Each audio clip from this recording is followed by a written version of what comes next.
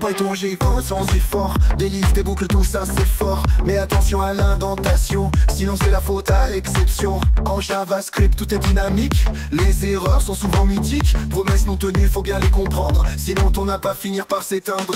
V++ avec ses pointeurs, on gère et c'est l'horreur.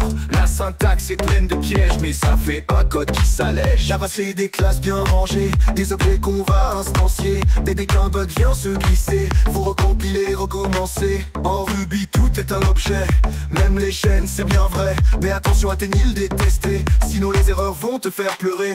PHP c'est bien pour le web, mais parfois ça te met dans le crâne une trêve. Des erreurs de syntaxe qui n'en finissent pas, faut souvent voir d'un pour voir où ça va. Swift est rapide, Swift est jeune, mais son optionnel parfois c'est une gêne. Un nil par ici, un en rap par là, attention ça pourrait planter, voilà. En Go tu fais du concurrent, mais t'as intérêt à être vigilant. Les Go routines dansent partout, faut les suivre sinon c'est le coup de foot pour tout. En russe pas de place pour les fuites, la gestion de mémoire ça nous habite. Pas de garbage, faut gérer chaque bit, et si tu t'en mêles t'as juste une compile, l'erreur à la suite.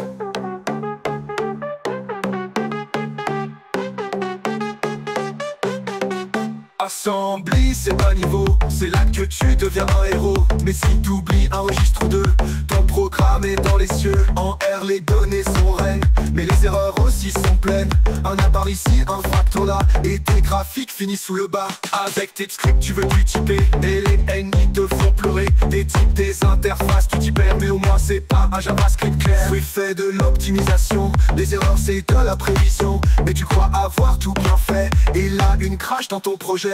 Bah c'est simple, mais attention, un R, un RF, et tout disparaît, c'est pas marrant. Les scripts sont rapides, mais faut pas traîner, sinon ton système va tout manger. Atlab avec ses matrices géantes, sur Resme dès que tu veux optimiser, tu réalises que tout est à réécrire.